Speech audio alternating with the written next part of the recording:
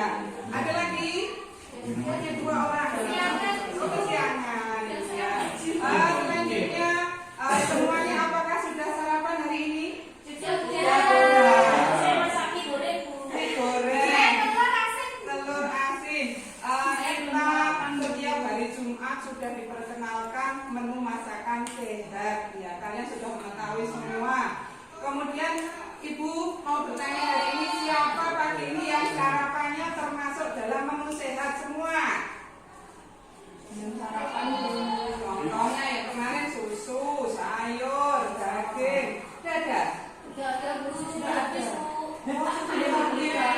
Selanjutnya kita usahakan untuk ini maaf Pak dipencet dulu. Ya,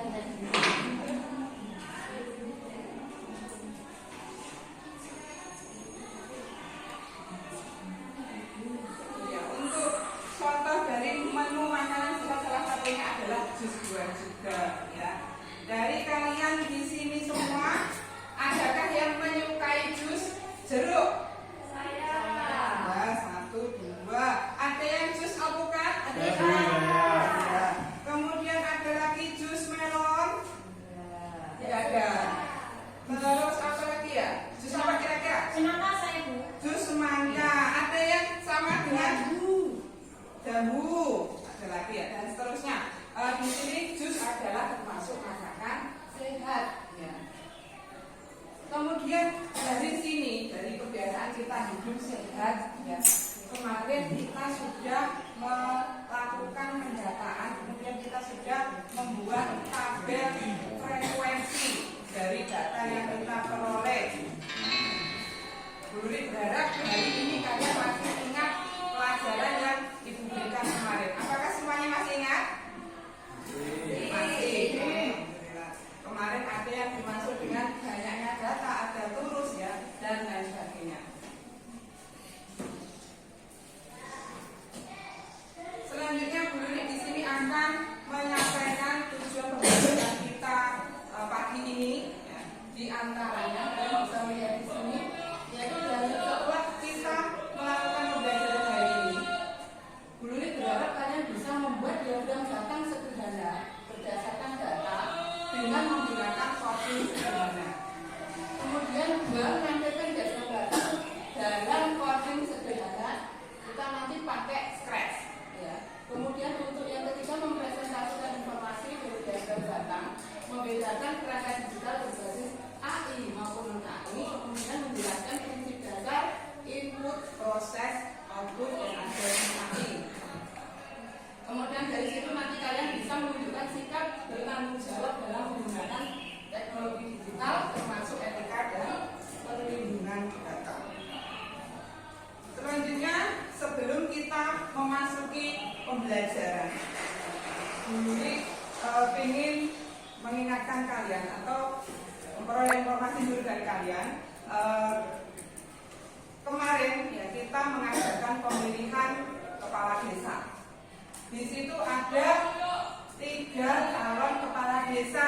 Apakah kalian semua mengikuti kegiatan kemarin pemilihan kepala desa, melihatnya secara langsung? Melihat. Oh, ada yang melihat, ada yang tidak. Dari situ ya, ini terdapat gambar seperti ini. Ada yang bisa menceritakan dari gambar ini apa yang terjadi di situ? Menghitung suara Bu. Penghitungan suara. Penghitungan suara. Siapa saja yang nyoblos si A, kemudian siapa saja yang nyoblos si B, kemudian dan seterusnya. Dari situ kita nanti akan memperoleh berapa banyaknya. Sebelum mengetahui berapa banyaknya dari hasil pilihan, maka kita tampilkan dulu dalam bentuk kurus nanti. Dan akhirnya data yang terlihat adalah seperti ini.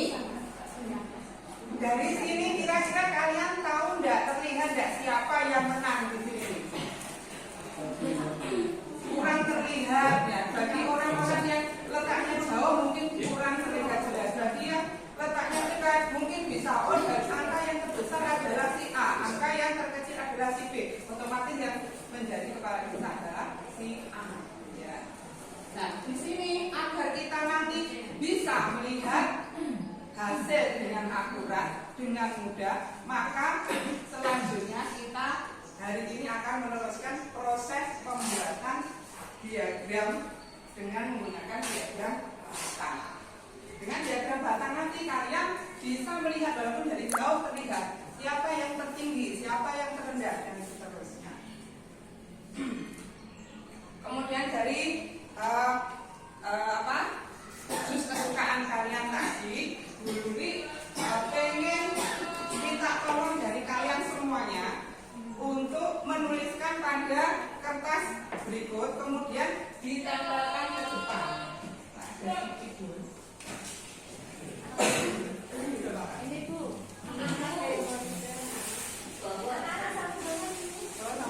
Ya. Silakan dibagikan. Kemudian dituliskan jus kesukaannya. Kemudian boleh menempelkan di depan.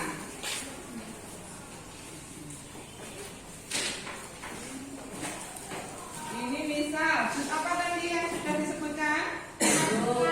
Jus alpukat. Jus alpukat. Kemudian jus semangka. Ada jus mangga ya? Ada yang suka? Jambu tadi Bu. Oh, jus jambu. Ya. Nanti Bu Luli minta tolong kalian semuanya nanti maju untuk menempelkan di depan secara vertikal atau ke atas. Jadi berurutan. Boleh pilih lagi Pak? Ya, memori. Ya, memori di sini terlihat bahwa ternyata yang menyukai jus alpukat. Nah, ini misal ya. Ternyata sudah ditempel sama semuanya. Jus alpukat. Ternyata ada 4. Ini ada 3. Ada 2. Ada 1. Nah, di sini terlihat. Jus apakah yang paling banyak disukai? Alpukat. Jus alpukat. Ya, di sini apakah terlihat jelas? Jelas. Gimana kalian mengetahui paling banyak jus alpukat? Tinggi. Dari tingginya, oke, bagus ya. Kemudian dari sini nanti agar kalian bisa membuatkan tabel X dan Y-nya pada tabel frekuensi. Ini akan melihatkan betul. Kemarin kita sudah mempelajari tentang tabel frekuensi. Hari ini kita melanjutkan ke pembuatan diagram tabel frekuensi.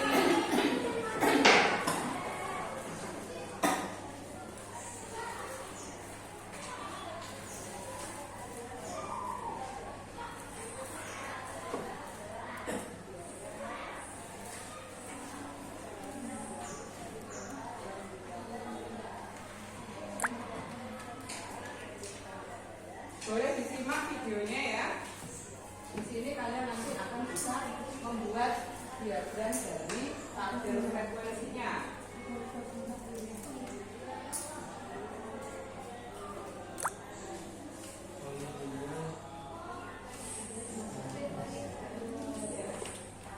Ini seakan-akan sudah selesai ya. Kemudian dari video yang kalian simak tadi, apakah kalian sudah jelas cara membuat diagram batang secara manual? Jelas ya. Alhamdulillah. Di sini Bu Luli meminta kalian ya disiapkan dulu.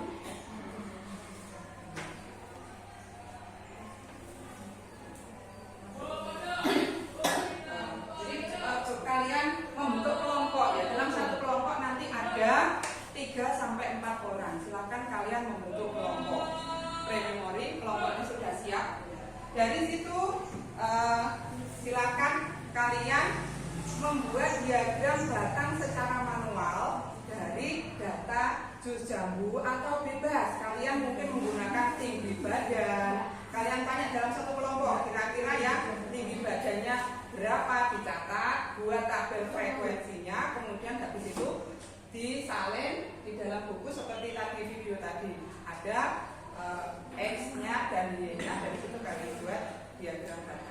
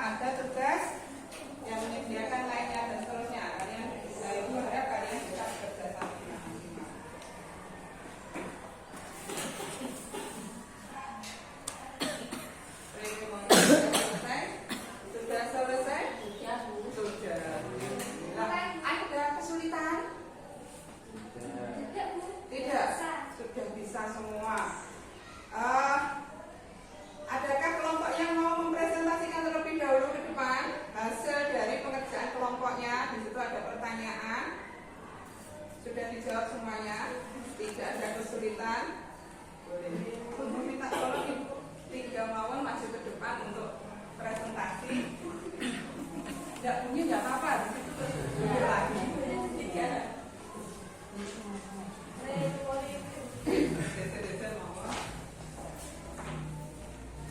Assalamualaikum warahmatullahi wabarakatuh. Waalaikumsalam warahmatullahi wabarakatuh. Kami dari kelompok 1 akan mempresentasikan lomba kerja peserta didik dengan materi diagram batang dan kopi. Ya sudah, terima kasih. Ya beri tepuk tangan bagi teman-teman. Luar biasa, luar biasa memahami dengan baik sekali diagram batang yang kita saksikan tadi, kita simak tadi. Ya, Bulik berharap kelompok lain juga seperti itu. Apakah kira-kira jawabannya juga seperti itu semuanya?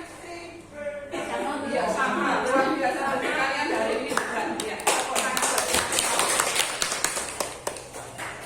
Untuk selanjutnya tadi kalian membuat diagram batang secara manual. Ya, di sini Yuli akan menerangkan prinsip coding sederhana.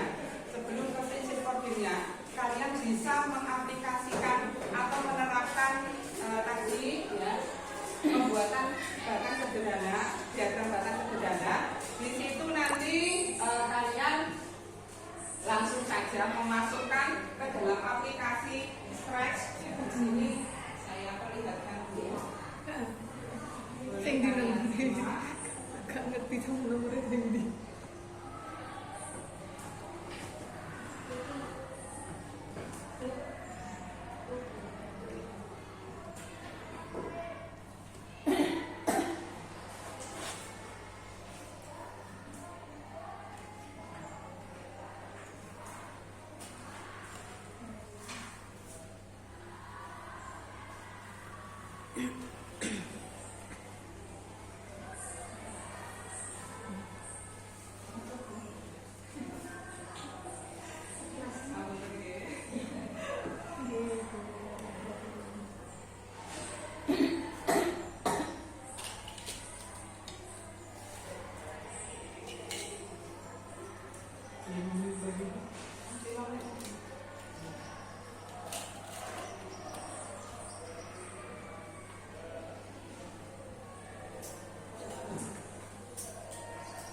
Ya, di sini kalian bisa memasukkan nanti how many numbers do you want on the carpet. Nah, itu nanti kalian ingin membuat grafiknya sebanyak berapa. Misalkan di situ ada 1, 2, 3, 4, 5. Ada 5 berarti kita isikan angka 5. Kemudian yang pertama misalkan itu ternyata berapa? 4. Oh, berarti diisikan 4. Maka akan menghasilkan seperti ini. Atau yang kedua boleh diisikan angka 70 misalkan. Kedua boleh 70. Nah, kemudian ada 50 selanjutnya. Ada seperti itu. Bisa ya? Nah, kalian keluarkan Chromebook-nya. Chromebook sudah dibagikan. Kalian sudah membuka Chromebook, kemudian menuju ke Scratch-nya. Silakan kalian aplikasikan atau kalian praktekkan bagaimana cara membuat diagram batang dengan menggunakan Scratch. Ya, sudah selesai. Ternyata mudah ya anak-anak ya. Ya, Dengan bantuan AI maka pekerjaan akan menjadi lebih mudah daripada dibandingkan kalian tadi membuat secara manual. Ya. Kemudian di sini kita akan mengenal prinsip AI. Di sini ada konsep input, proses, output. Nah, di sini untuk inputnya berarti apa yang kita masukkan. Kemudian proses adalah alat pemikiran atau menilai. Outputnya adalah hasil. Misalkan kita ingin memasak nasi goreng, ini misalkan saja ya. Inputnya apa kira-kira? Bumbunya, kemudian Nasi, telur, kubis, minyak goreng, ya, dan seterusnya. Prosesnya adalah bagaimana kita mengolah semua input tadi untuk menjadi nasi goreng. Kemudian outputnya apa? Outputnya adalah nasi goreng yang siap disajikan untuk dinikmati. Seperti itu. Kemudian di sini kita bisa melihat alat AI dan non AI atau alat AI dan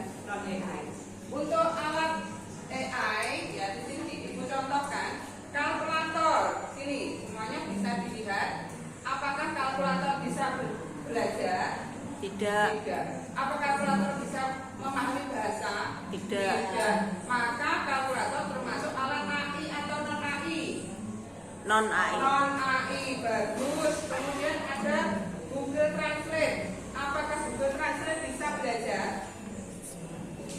Bisa. Kemudian bisa memahami bahasa? Bisa. Nah, ini berarti Google Translate merupakan alat AI. Kemudian di sini setelah kalian memahami semuanya, Bu Luli akan membagikan kuis mini. Di sini Bu Luli kasih waktu berapa kira-kira? 5 menit ya, biar saya soalnya nanti jawabnya bisa cepat. Boleh? Dikerjakan sendiri-sendiri, tidak boleh contohan. Bu Luli ingin mengetahui bagaimana penyerapan materi oleh kalian hari ini. Ya, sudah selesai kerjanya? Sudah, alhamdulillah. Ya, hasilnya ternyata luar biasa. Hampir semuanya menjawab dengan benar. Ya, jadi ini tadi kita bisa memperoleh pengetahuan tentang AI dan penggunaannya dalam apa tadi? Pembuatan diagram batang ya di situ. Ada yang bisa menceritakan di sini apa saja yang diperoleh, apa saja yang kita peroleh dalam pembelajaran kali ini? Boleh silakan. Ya silakan diceritakan. Luar biasa. Ya luar biasa. Pemahamannya cukup bagus sekali. Semuanya luar biasa. Ya. Ada yang ditanyakan dari sini? Jelas Bu. Jelas. Alhamdulillah. Selanjutnya untuk proses PR di rumah, kalian bisa mencari sebanyak-banyaknya alat AI ataupun alat non AI, kemudian buat tabel. Selanjutnya kalian kumpulkan pada hari Jumat, kemudian bisa dibuat juga untuk diagram batangnya. Terima kasih untuk semuanya. Alhamdulillah.